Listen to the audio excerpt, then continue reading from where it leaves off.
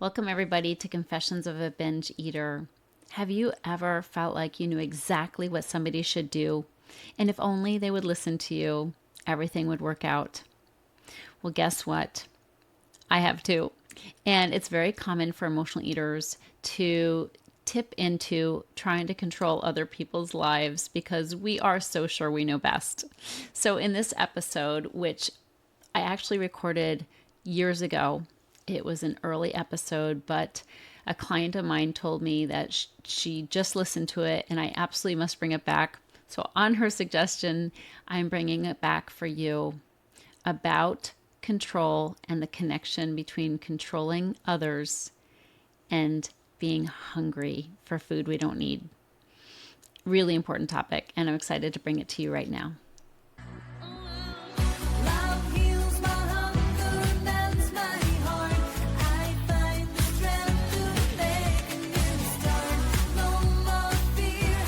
I'm going to talk about controlling and more specifically being a control freak. Now, I hate that word, control freak. It's so like, oh, it's just so unbecoming, right? Like, I don't want to be called a control freak.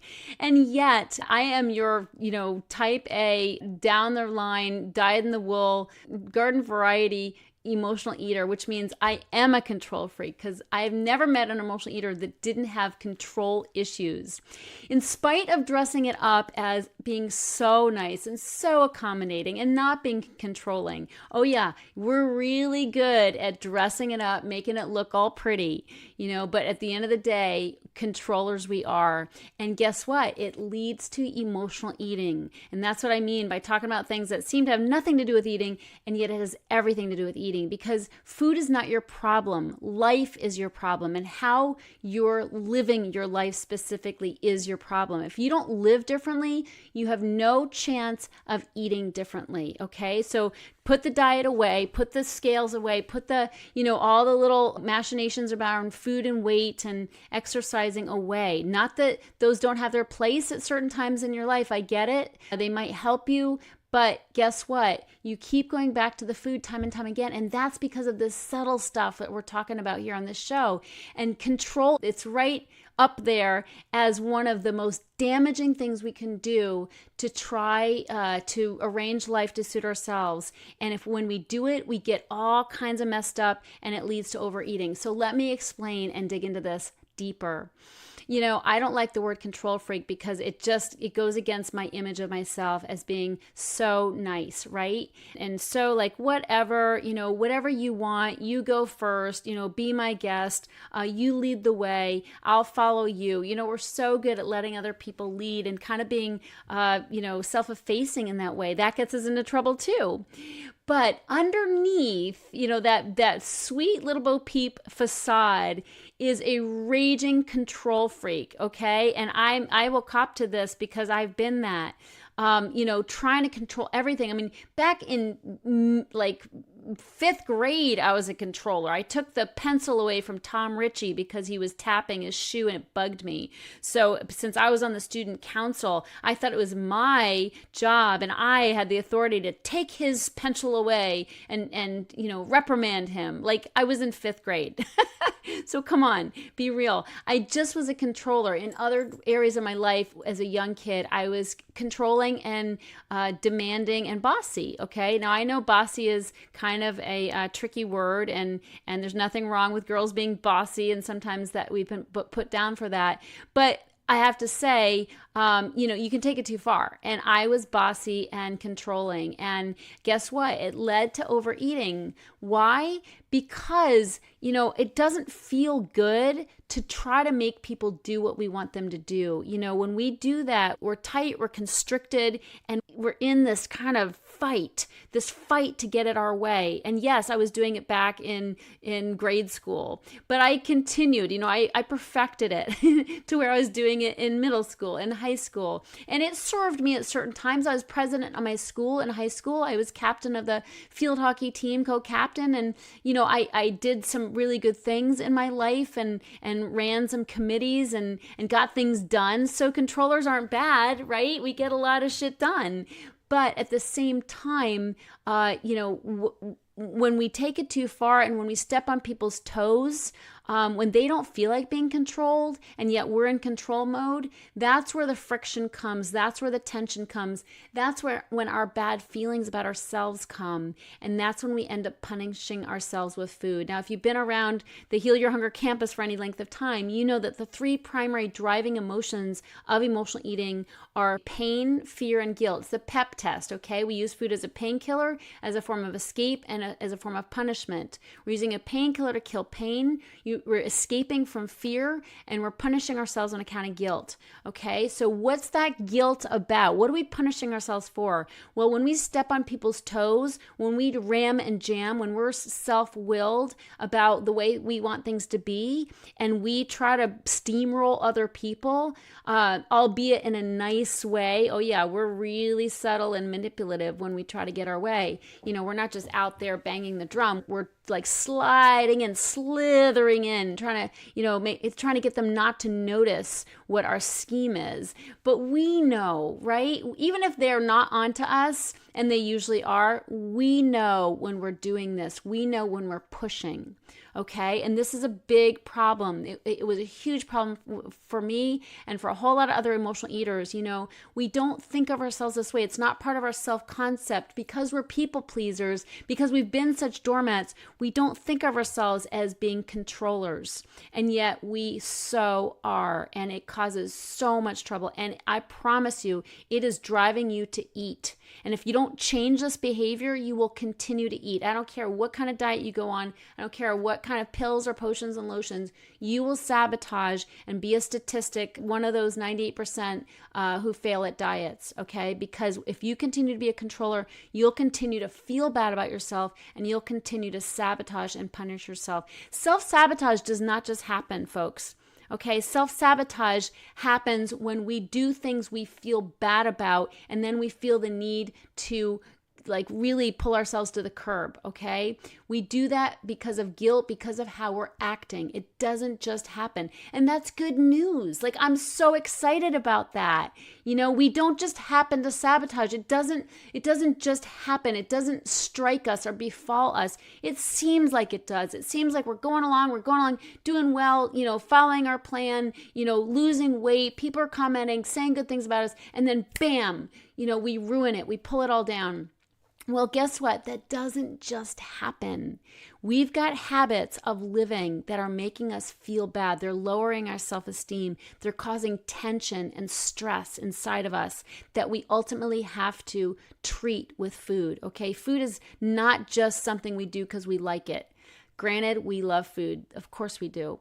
But that's not why we're sabotaging ourselves. It's not because I just wanted to eat it. I don't buy that for one bit. You may think that, but hopefully after this show, you'll start to tune into the fact that it's not just that you want the chocolate. It goes deeper than that, okay? Usually we've got some things going on inside. And this is where, we have to get conscious. We have to start tuning in, what's really going on? Why am I feeling hungry for chocolate? What has transpired in the past 24 hours that's caused me a sense of dis-ease?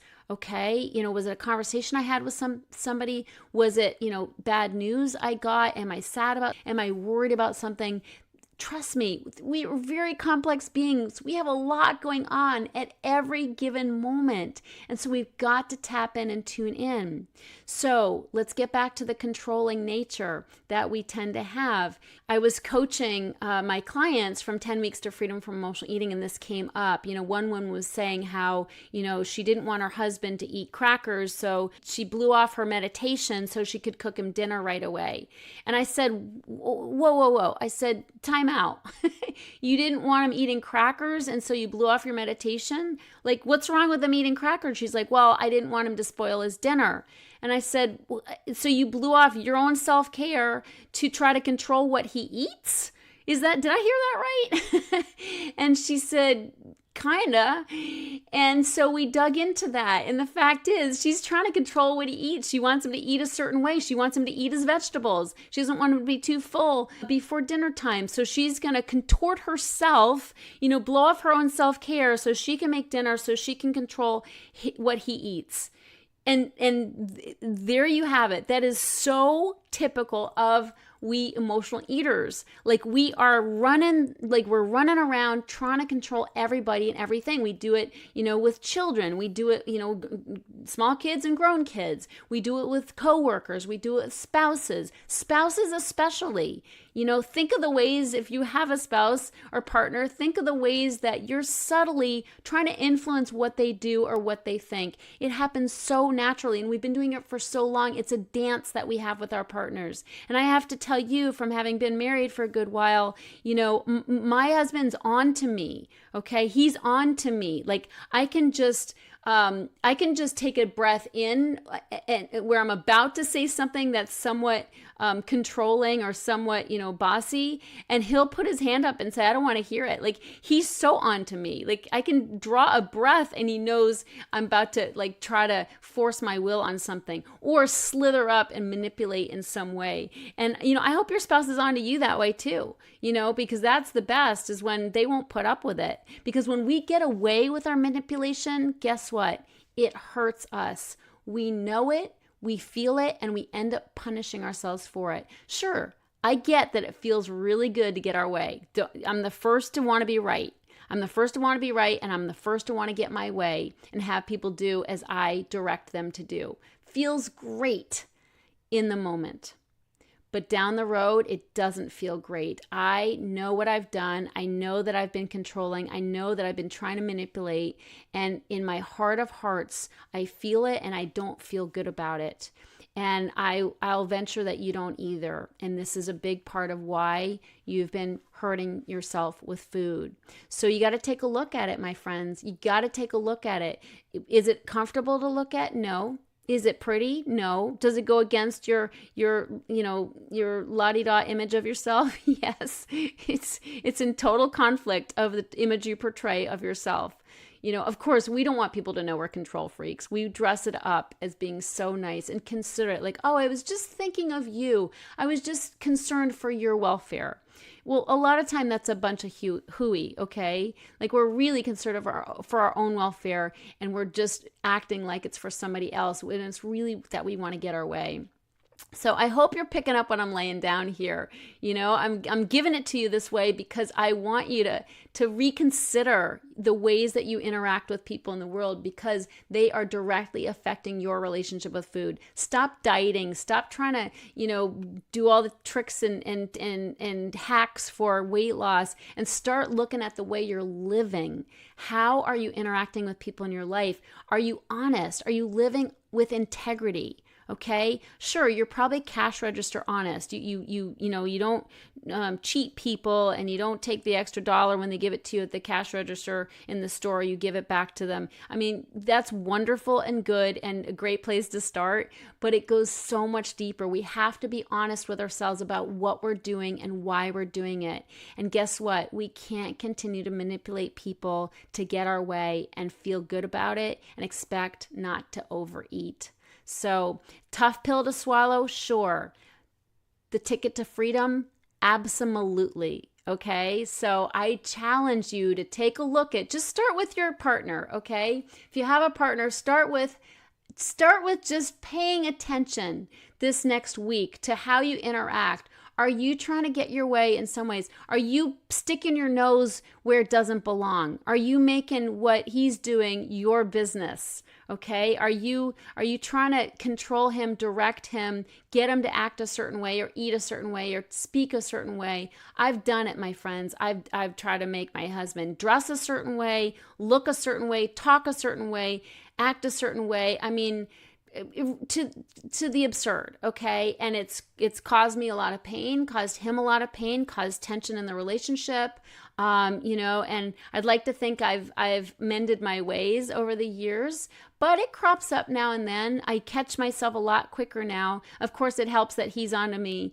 but the fact is I can't manipulate other people without feeling bad about myself. And that, take a look at your kids. What are you doing with your kids? Are you trying to affect what they do? Are you trying to direct them and make them? I mean, I understand if they're younger kids, you gotta be a parent to them, but your older kids, how are you acting with them? Are you letting them make their mistakes, and learn from their mistakes? Or are you trying to shield them or protect them by, running their lives?